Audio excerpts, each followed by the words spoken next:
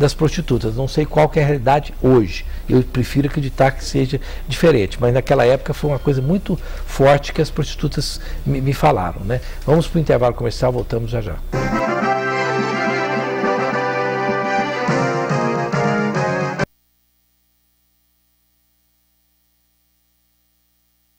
De certa forma tem isso, né? Permeia essa situação. Demais, né? Não.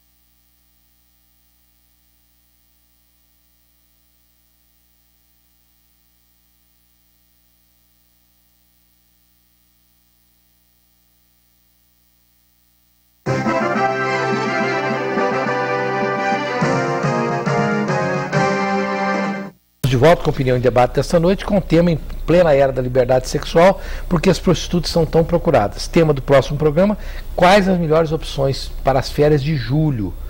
Você pode, nós vamos trazer especialistas para dar dicas, porque muita gente que planejava ir para o exterior com o dólar nas alturas e a tia Dilma não está dando conta, está ficando feio, né? Vamos ver o que dizem os especialistas. O Luiz Antônio, do setor Vila Nova, pede para passar a pergunta aqui para o Dr. Paulo Tadeu. Como urologista, gostaria de saber se o sexo anal causa algum problema futuro e se quem pratica muito sexo pode ter câncer de próstata. Bom, câncer de próstata não. Pela prática sexual não interfere em absolutamente nada. Não tem nenhum risco, nem pró nem contra. Agora, quanto ao sexo anal, depende da forma como é feita. Depende, você pode ter lesões, você pode ter do parceiro, que é o passivo, ele pode ter futuras lesões, se ele não conseguir se relaxar, não estiver bem lubrificado, pode ter lesões retais, anais, pode ter lacerações. E no próprio, no ativo, no pênis, ele pode ter fissuras, lesões e infecções. Ele pode ter infecções nessas pequenas microfissuras, pequenos machucados que podem ocorrer por baixa lubrificação. Pode, nesse ponto, por ser o intestino, o reto, o ânus, uma região contaminada, tem uma maior chance de ter um processo infeccioso, se não tiver cuidado. Depende da higiene antes e após também. Ok. A Estrela, do setor oeste, diz que o ser humano, o homem e a mulher, são livres e no íntimo eles não aceitam as amarras impostas pelas instituições. É a opinião dela. A Priscila, do setor Coimbra, pergunta aqui para o Dr. Luiz Gonzaga: por que algumas mulheres largam suas vidas normais e vão se prostituir? Ela diz que já leu isso muito nos jornais. Eu já tive vários casos, não tantos, mas vários casos, de pessoas casadas, né, com casamento relativamente regular, mas por uma questão, às vezes, econômica, optar por esse tipo de coisa, inclusive com a anuência do parceiro, do marido, inclusive a ponto, às vezes, até de levar no local, tá? Ele tendo um certo controle sobre isso, apesar dele superar esse desgosto, tá? Quer dizer, é uma superação. Então isso aí manda muito isso. Agora, existe também, essa é uma questão, um detalhe de um lado, né, que existe uma particularidade, mas que pode ter também problemas de caráter, uma série de coisas, tá? alguma psicopatologia, vamos dizer assim. Agora, existem muitas razões, cada caso é um caso. Doutor Luiz Gonzaga, eu quero acreditar, assim, por experiência de vida, né, como jornalista, que as pessoas, não, é por problema econômico. Eu quero acreditar que não, o problema econômico não é esse o fator preponderante para procurar prostituição, porque se fosse isso, nós teríamos no Brasil quantos milhões de mulheres que seriam prostitutas porque ganham salário mínimo. Porque, né? Mas tem cara também que rouba, né? Ele podia trabalhar. Podia trabalhar. Né? Igual os políticos, você diz, né? Por exemplo, mas aí já é uma questão, às vezes, de índole, sei lá, de perspectiva, de alguma perspectiva da questão imediata. Tá entendendo? Sei lá, alguma outra coisa, porque isso aí, na verdade, quando a gente fala assim, a gente fala, parece que está dentro de um geral, porque é muito difícil a gente falar no geral. Eu, particularmente, que sou psicoterapeuta, por exemplo, eu tenho muita dificuldade de falar assim, a maioria das pessoas isso, porque eu estou ali confinado dentro de um consultório, trabalhando, por exemplo, trabalhando a prostituta ali, que está cheia de culpa, que eu tenho vários casos disso, prostituta que largaram a vida, casou com um dos clientes, que tem uma série de dificuldades sociais com relação, morais com relação a isso, de reintegração. Não é? É difícil a pessoa. Quer dizer, ela podia trabalhar. Muitas vezes a pessoa está com a necessidade e ela passa a ser muito influenciada. Por que você não prostitui? Você é tão bonita. Tá entendendo? E a pessoa, então, já com aquela necessidade, ela não tem um domínio, ela tem outros problemas particulares na vida dela, que às vezes é que canaliza para esse tipo de coisa. Não é uma questão. Selma, eu passo para você, só que no mesmo viés, mas a Luana, do setor União, pede para perguntar a Beth por que alguém escolhe a prostituição. Depois eu passo para você, na mesma linha, só para não voltar de novo na pergunta, Beth. Por que você acha que... O que elas falam para você? O problema econômico é o principal? Não. Tem, por exemplo, se a gente fosse pensar em estatística, a primeira pergunta, eu queria voltar à questão da primeira pergunta. Porque não tem uma prostituta hoje aqui falando sobre a prostituição. Nós fizemos análise de mais de 1000 classificados, que são prostituição de fórum particular, ou seja, acompanhante. E a maioria delas que a gente fez análise dos classificados e convidamos, a maioria delas estavam sujeitas a falar para a gente, não, eu não quero aparecer, eu não quero, por quê? Porque a própria palavra prostituição traz um estigma. A mulher não carrega, olha só, a entrada de travestis e michês, que são os garotos de programa que você falou, dentro da prostituição, fez com que a gente pensasse hoje a prostituição dentro do viés de gênero, discutir prostituição e gênero. A partir disso, a gente pensa, o corpo da mulher está a serviço da libido do homem, então elas entram porque o corpo é mais fácil trabalhar com o corpo.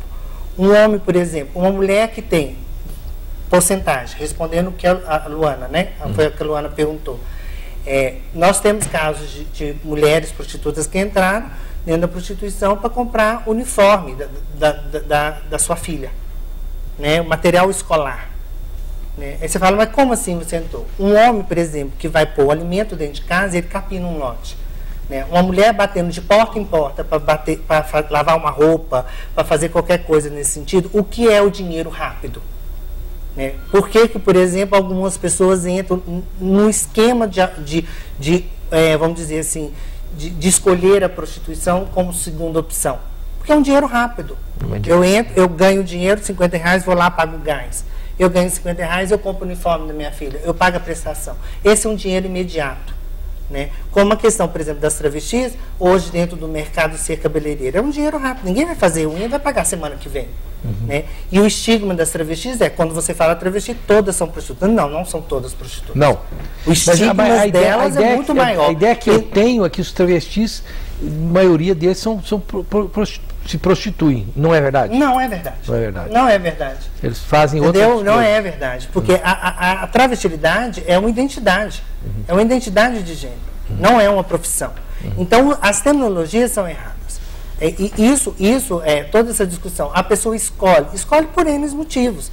Eu tenho, por exemplo, colegas que são prostitutas que você pergunta para ela, por que você está nessa profissão? É uma vocação. Você vê ela sentando do lado do homem, fazendo ele gastar uma garrafa de litro de uísque, rindo. Aí ela fala, eu tenho vocação. E algumas gostam mesmo? Sim, eu tenho vocação. por isso eu discordo um pouco do doutor, me desculpe, no sentido como se fosse alguma coisa penosa e depois eu vou ser evangélica depois de morrer. Primeiro, a maioria das prostitutas assumidamente que falam, sou prostituta e faço trabalho sexual.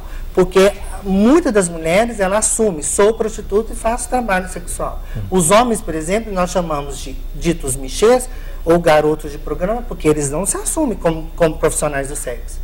Estou ali, naquele momento, fazendo um bico para ganhar um dinheiro. E os homens como profissionais do sexo, eu vi recentemente uma pesquisa, por exemplo, na Espanha, 70% dos profissionais do sexo masculino são brasileiros. Sim. Né? Da região norte e nordeste. Isso. Então, quando a gente volta aqui para questionar por que é que uma pessoa, a gente está sempre focado no feminino, né? E a gente percebe que não, que esse universo. E tanto até a questão... Não no cliente, não no cliente. E outro aspecto também, não somente os homens estão procurando os profissionais do sexo, como as mulheres também.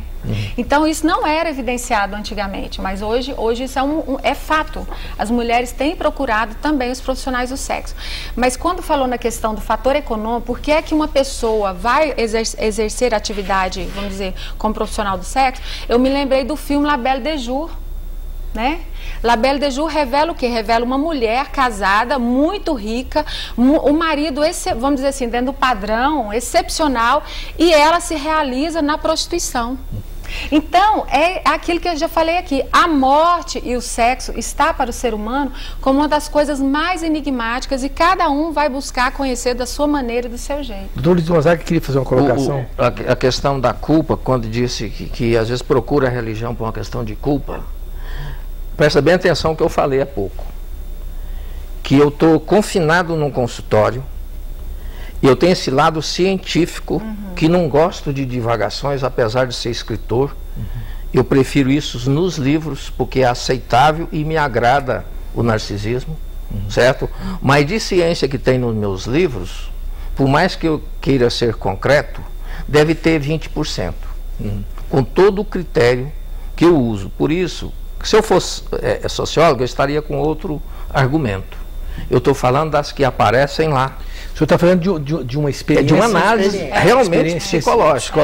Do que, não é todos, não. Que vão no seu Porque eu posso, de repente, optar por uma religião, independentemente de culpa, por uma transcendência intelectual, espiritual, alguma coisa assim como desse sentido. Que acontece. Do sujeito, de repente... Agora eu falo, olha, às vezes me perguntam se eu acredito em Deus, eu falo assim, eu não acredito em Deus.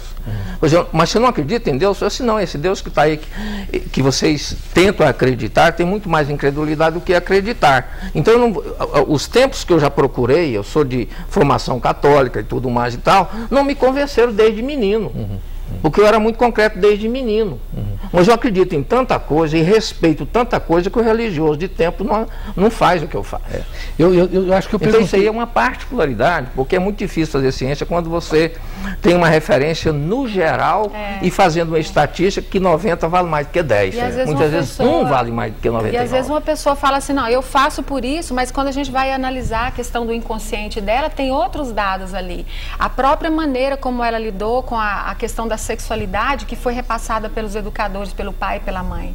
Né? Sim, então, mesmo então como formação como psicóloga, mas isso não, eu deixei claro que estou falando como ativista político. Isso. E como ativista político, o público que eu trabalho... a gente não pode deixar não de é esse, o público que eu trabalho não fala isso. Por exemplo, o Alexander Lowen, que é um grande terapeuta dentro da abordagem bioenergética. Ele diz o seguinte, a mulher, quando ela vai para se prostituir, é como se ela falasse assim, olha aqui o que você vai ter que enfrentar, ainda vai ter que pagar. Então é como se ela estivesse afrontando a masculinidade da pessoa, porque ela não vai colocar o afeto ali naquele momento. Então seria retirar desse homem aquilo que poderia efetivamente reconhecê-lo como homem, que seria o afeto. Então é uma abordagem também.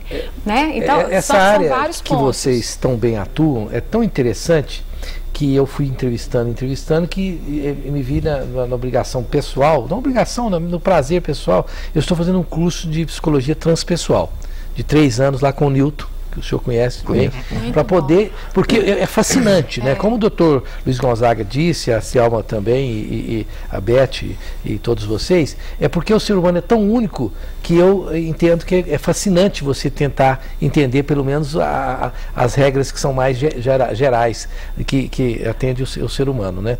Aqui o Pedro de Oliveira pergunta para o doutor Luiz Gonzaga, não, doutor Paulo, se a cirurgia de fimose, para quem tenha chamado bico de lamparina, melhora a ejaculação precoce. Não, isso é um mito.